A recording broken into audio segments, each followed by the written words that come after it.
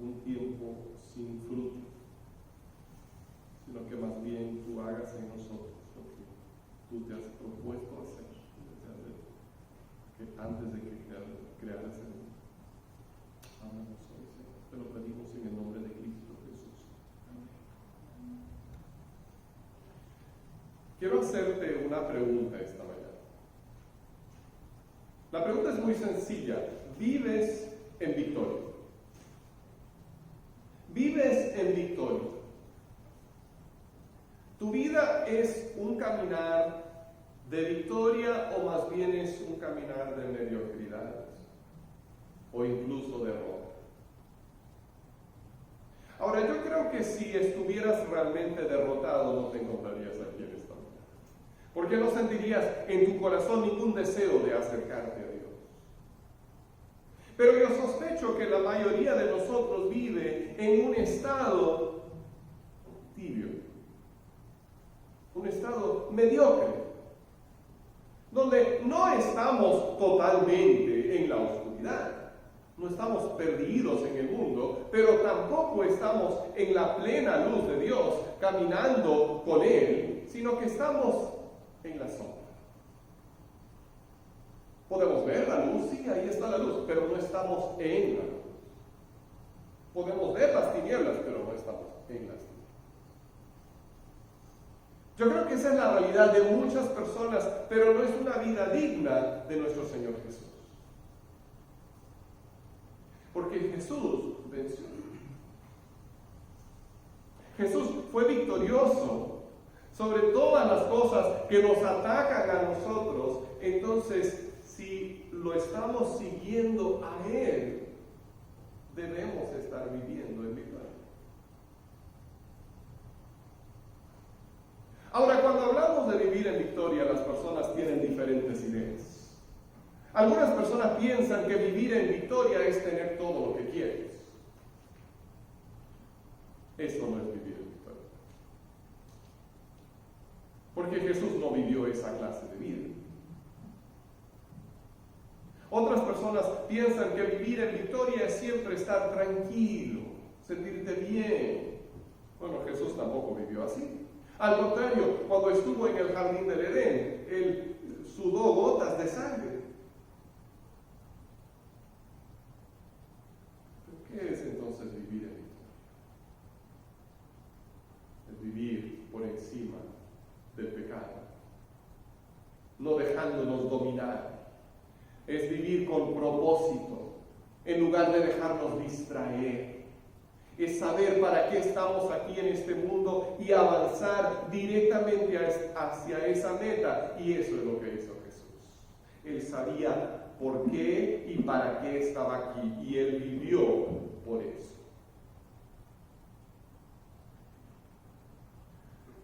Ahora, Jesús triunfó. Y cuando Él triunfó, cuando Jesús como Rey victorioso ascendió a su trono, Él nos dio a nosotros todo lo que necesitamos para caminar en su victoria también. Vamos a escuchar lo que Dios nos dice al respecto. En Efesios capítulo 4, versículos 7 al 14. Efesios 7 al 13, más bien. Efesios capítulo 4, versículos 7 al 13. Originalmente iba a predicar esta mañana de Efesios 4, 7 al 16. Y luego dije, es mucho, no podemos realmente llegar a entender bien este pasaje. Entonces vamos a dividirlo en dos partes. Y hoy, Efesios 4, 7 al 13. Dice así la palabra de Dios. Pero a cada uno de nosotros se nos ha dado gracia en la medida en que Cristo ha repartido los dones. Por esto dice, cuando ascendió a lo alto, se llevó consigo a los cautivos y dio dones a los hombres. Ahora, ¿qué quiere decir eso de que ascendió? Sino que también descendió a las partes bajas, o sea, a la tierra. El que descendió es el mismo que ascendió subió por encima de todos los cielos para llenarlo todo. Él mismo constituyó a unos apóstoles, a otros profetas, a otros evangelistas y a otros pastores y maestros, a fin de capacitar al pueblo de Dios para la obra de servicio, para edificar el cuerpo de Cristo. De este modo, todos llegaremos a la unidad de la fe y del conocimiento del Hijo de Dios, a una humanidad perfecta que se conforme a la plena estatura de Cristo. Hasta aquí la lectura de la palabra de Dios. Ahora, en los versículos anteriores, Dios nos ha hablado de la unidad que tenemos como su familia en Cristo. Pero esa unidad, la unidad del cuerpo de Cristo, no nos hace idénticos. O sea, no estamos unidos porque todos somos iguales, sino que cada uno es diferente. Esa es una de las maravillas del plan de Dios, que Él no destruye lo que nos hace únicos, nuestra identidad, sino que nos une en Cristo, pero nos da diferentes dones, nos da diferentes expresiones de su gracia. Cada persona que forma parte del pueblo de Dios es individual y los dones que Él nos ha dado también son diferentes. Todo esto viene de Cristo y de su victoria. Entonces vamos a hablar del Rey, vamos a hablar de sus regalos y vamos a hablar de los resultados. El Rey, sus regalos y los resultados. En las primeras frases que leímos, el apóstol Pablo nos habla sobre la victoria del Rey Jesús. Y él cita el Salmo 68. Este salmo habla de la victoria de Jehová sobre sus enemigos, cómo él, después de destruir a los que se le oponían, sube a su trono en victoria. Y Pablo toma este salmo y lo aplica directamente a Jesús.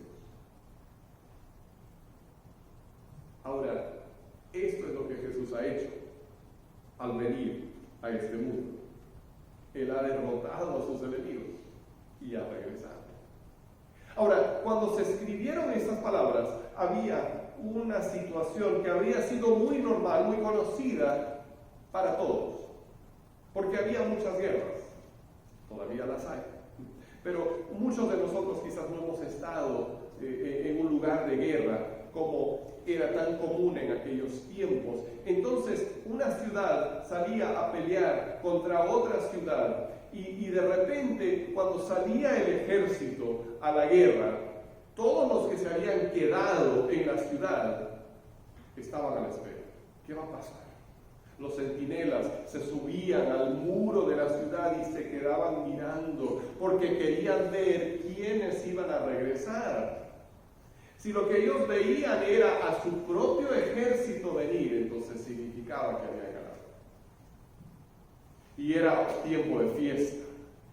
Porque ese ejército ganador vendría con todos con los más poderosos de sus enemigos, con el rey, con los generales, con los capitanes del ejército, y ellos venían derrotados, pero atrás, en un desfile, así con las manos atadas y pues todos cabizbajos, y podían decir: ustedes eran los que pensaban ganarnos, pero mira lo que les ha pasado a ustedes. Y el ejército venía con lo que habían capturado, las riquezas que podían entonces ahora repartir entre todo el pueblo. Pero si veían los centinelas al otro ejército venir corriendo, entonces era hora de que todos trataran de escaparse, cada uno como pudiera. Porque los que encontraban dentro del pueblo o se convertían en sus esclavos o los mataban.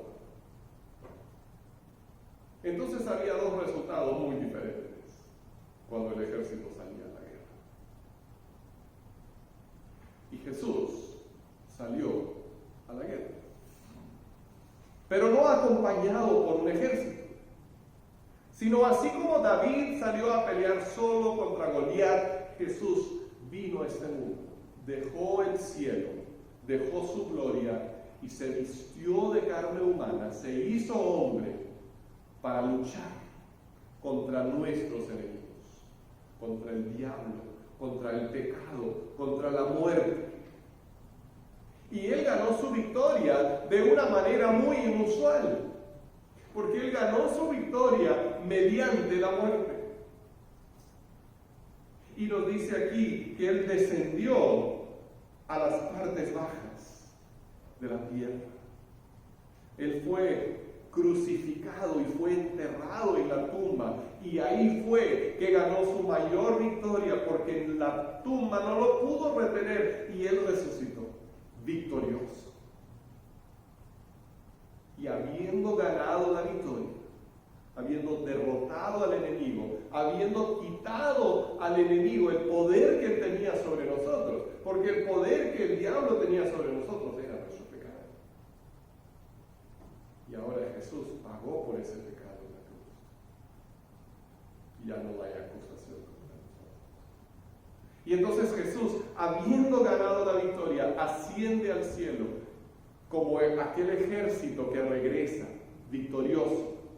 Y cuando Él asciende al cielo, ahí detrás lleva a sus enemigos derrotados, al diablo, a sus demonios, los lleva y los destila, mostrándoles a los ángeles: mira, ellos pensaban que iban a ganar, pero míralos ahora.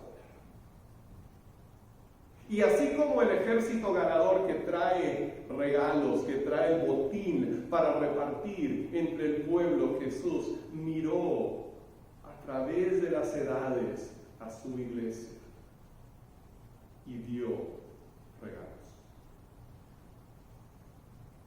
Ahora, ¿qué clase de regalos le habrá dado Jesús a su iglesia? Oro, plata. Si nos hubiera dejado monedas, riquezas, dinero, ya se habría gastado todo eso. A fin de cuentas ya pasaron 2000 años.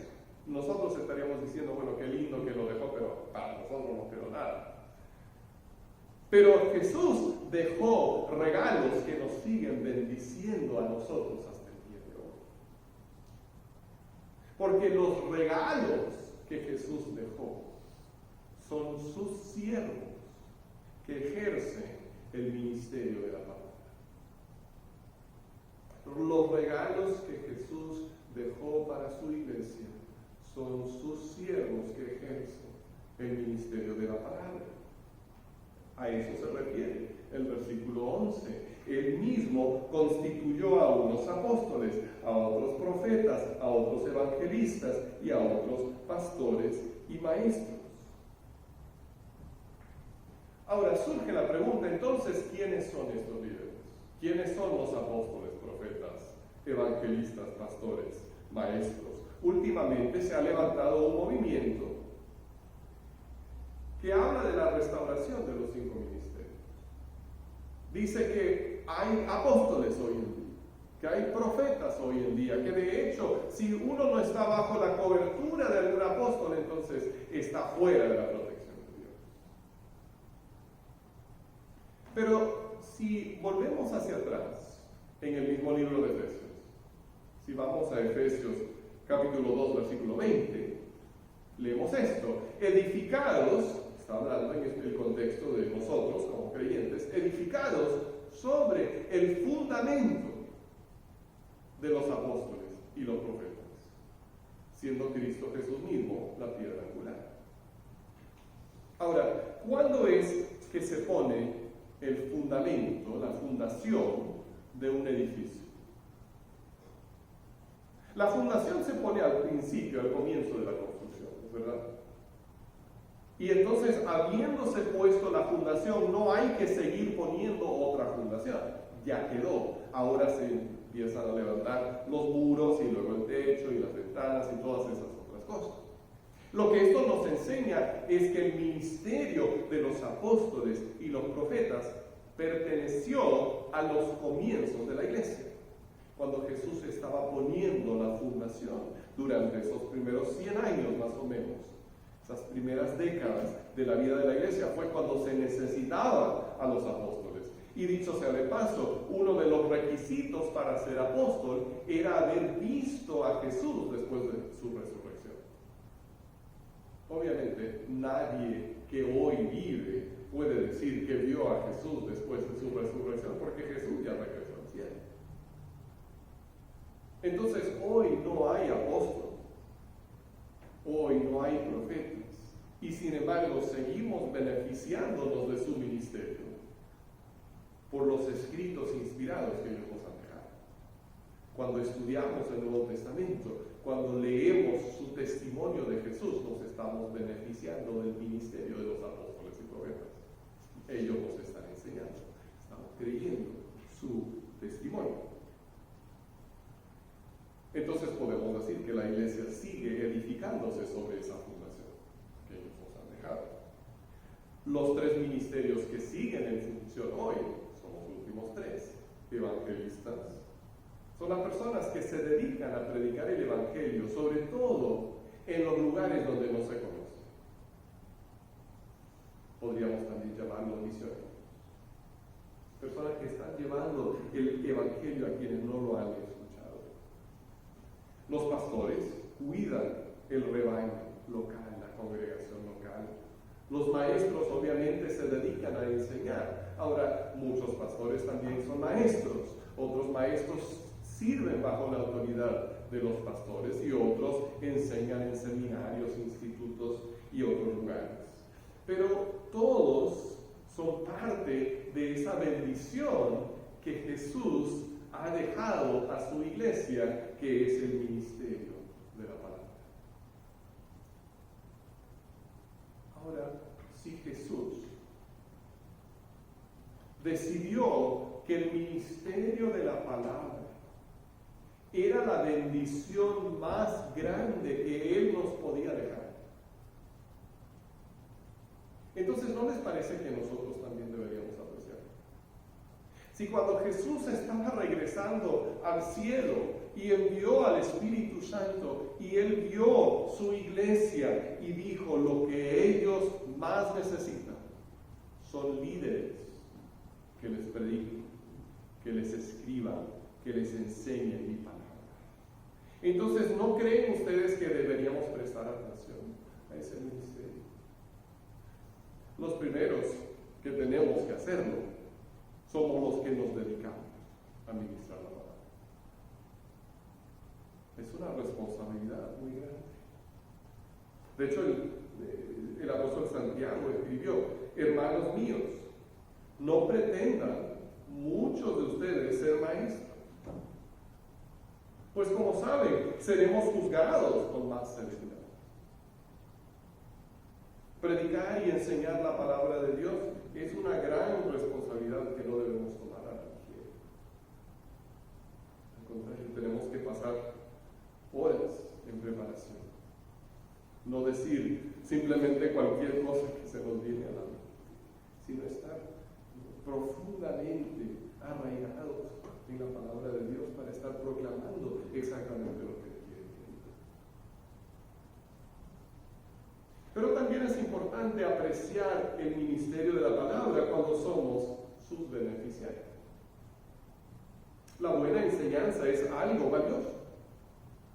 Muchas personas pagan miles de dólares para estudiar en una universidad. ¿Para qué? Para que se les enseñe alguna carrera, para que aprendan algo provechoso y reciban una buena educación. Y si las personas están dispuestas a pagar miles de dólares simplemente para aprender algo que solamente es para este mundo, entonces ¿cuánto más valor tiene recibir una buena educación en la palabra de Dios? Si los que nos dedicamos al ministerio de la palabra tenemos una gran responsabilidad, también son responsables quienes reciben la palabra. Son responsables, por supuesto, de apoyar económicamente a los que ministran, pero también, y quizás más importante, son responsables de recibir y de poner en práctica lo que aprende. El ministerio de la palabra no es un espectáculo que uno va para ver y disfrutar. No es un show que al final uno dice, sí, ahora sí estuvo bien, me sentí bien, fue divertido. No es una presentación teatral. Es un laboratorio, es un taller, es un salón de clase para aprender cosas que vamos a vivir para Dios. Entonces, si nosotros venimos a la iglesia para recibir el ministerio de la palabra, o si prendemos la radio para escuchar a un buen predicador, o lo escuchamos en internet, o nos sentamos en la casa para leer la palabra de Dios, pero nuestra actitud es una actitud de entretenimiento, entonces no vamos a aprovechar. ¿Cómo respondes si tu hijo se queja de que en la escuela la maestra no es muy divertida, no cuenta suficientes chistes, no los mantiene a todos bien entretenidos? Le dices, ay caramba, tenemos que sacarte de esa escuela que no sirve. No, espero que no le digas eso. Le vas a decir, sabes, hay cosas que a veces no son muy divertidas para aprender, pero son necesarias. Y tú no vas a la escuela para divertirte. Vas a la escuela para aprender.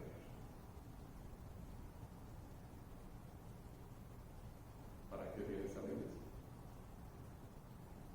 ¿Para salir sintiéndote bien porque te entretuviste un rato? ¿O para aprender cosas que vas a poner en práctica en tu vida? Eso es apreciar el ministerio de la palabra. Y cuando nosotros aprovechamos el ministerio de la palabra, en el sentido de que aprendemos, creemos y vivimos lo que escuchamos, entonces hay buenos resultados. Podemos mencionar 3 cosas: unidad, conocimiento y perfección. Unidad, conocimiento y perfección. Porque cuando cada uno de nosotros nos dejamos guiar por nuestros propios pensamientos, entonces hay pleitos y confusión. Cuando cada uno tiene su propia opinión y dice, bueno, yo creo que deberíamos hacer esto, ay no, yo lo veo así, entonces vamos a ir por diferentes caminos. Pero cuando nuestra mente ha sido formada por la palabra, cuando tenemos la mente de Cristo, cuando hemos aprendido a ver la vida como Dios nos enseña a verla, entonces podemos unir. No es que todos vamos a pensar igual, pero tenemos una base para conversar y para ponernos de acuerdo, porque estamos buscando lo mismo. Entonces la primera cosa que sucede cuando nosotros recibimos y prestamos atención al ministerio de la palabra es la unión. La segunda cosa es el conocimiento. El apóstol Pablo nos dice, versículo 13, de este modo todos llegaremos a la unidad de la fe y del conocimiento del Hijo de Dios. Entonces no nos está hablando de la clase de conocimiento donde podemos tomar un examen y salir aprobados. Yo a veces he querido darles un examen para ver cuánto saben de la Biblia. De repente algún día lo hagan, no sé. Pero para llegar al cielo no tienes que pasar un examen. Sino que la cuestión más importante es esta: conoces a Jesús. Y eso es personal. Lo conoces personalmente o sabes de Él. El apóstol Pablo nos dice que por medio del ministerio de la palabra llegamos a conocer a Jesús. Cuando escuchamos un mensaje, cuando leemos su palabra, entonces lo llegamos a conocer. Él nos viene, Él nos llega a través de esas cosas. Y entonces el tercer resultado es la perfección. Dice Pablo, a una humanidad, todos llegaremos a una humanidad perfecta que se conforme a la plena estatura de Cristo. Ahora, la perfección de la que él está hablando no es tanto el sentido de no tener fallas, sino de estar completo, de ser maduro. Déjame darte un ejemplo. Si tú necesitaras un trabajo de carpintería en tu casa, ¿a quién contratarías? ¿A un niño de 5 años? ¿O a un carpintero que ya tiene experiencia? Espero que no vayas a contratar al niño de 5 años, porque te va a dejar un desastre y se va a lastimar él también. Obviamente, si queremos un trabajo de ese tipo, buscamos a una persona preparada, una persona que sabe lo que va a hacer. Y ese es el sentido de lo que Pablo nos está diciendo aquí. Vamos a ser perfectos en el sentido de que vamos a estar preparados para hacer todo lo que Dios quiere que hagamos. Si queremos servir a Dios, tenemos que conocer su palabra. Y si no conocemos su palabra y lo tratamos de servir, entonces muchas veces vamos a dejar los mismos resultados que ese niño de 5 años. Porque no sabemos, no tenemos entendimiento. Pero cuando aprovechamos el ministerio de la palabra, cuando estamos metidos en la palabra, cuando estamos recibiendo y prestando atención a la palabra, entonces somos transformados y llegamos a estar capacitados para hacer todo lo que Dios quiere. El secreto para vivir en victoria no es algo extraño, no es algo sexy. El secreto para vivir en victoria es simplemente recibir la palabra de Dios y ponerla en práctica. Yo he conocido gente que va de una reunión a otra conferencia, a otro retiro, buscando una persona que ore por ellos para que su vida por fin cambie. Y está muy bien que alguien ore por ti, pero sabes, tú tienes todo lo que Dios te ha dado y todo lo que necesitas para caminar en victoria aquí.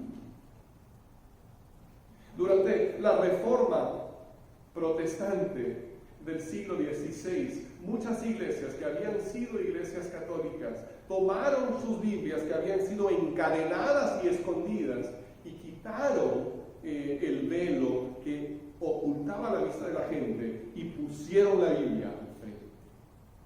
Y hasta el día de hoy tenemos una Biblia aquí adentro, porque la Biblia está al frente de la congregación. Y así como la Biblia se puso al frente de las iglesias, la Biblia tiene que estar al frente de nuestras vidas.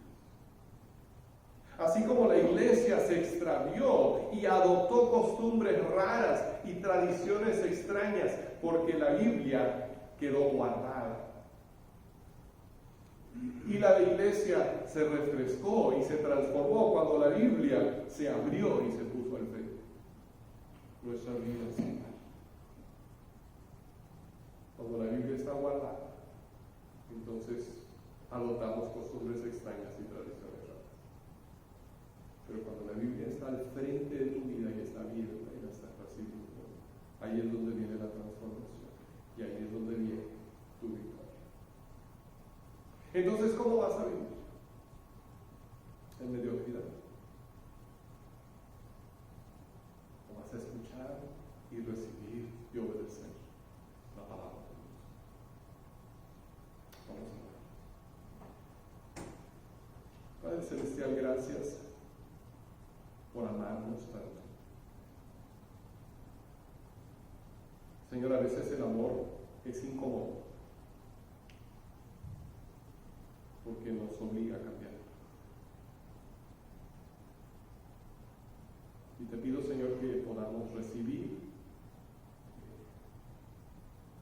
como un regalo de tu amor el ministerio de tu palabra y escuchar y poner en práctica todo lo que tú nos dices. Gracias, Señor.